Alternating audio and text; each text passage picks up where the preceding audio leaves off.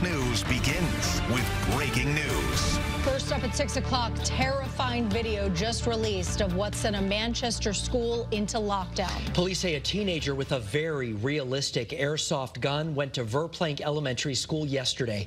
Good evening and thanks for joining us for Eyewitness News at 6. I'm Mark Sinney. And I'm Erin Connolly. We first told you about that school lockdown last night at 6. And tonight, Channel 3 Stephanie Simone is on the first alert desk with more of what she's learning, including the video. Stephanie? Yeah, Mark and Erin, this video is really difficult to see. It is important to tell you that this was an airsoft gun, but it certainly looked real and created a lot of fear at that school.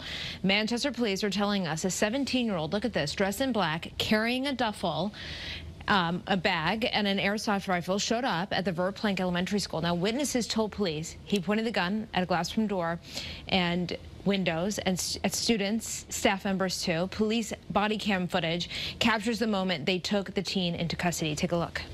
Put your left arm out on the ground now. I don't care. Stop talking. This is supposed to be a suicide by cop.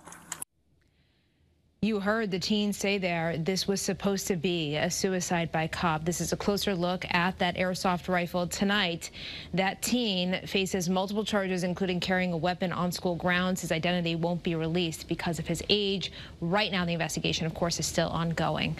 On the first alert desk, I'm Stephanie Simone, Channel 3 Eyewitness News. Terrifying and disturbing. Stephanie, thank you.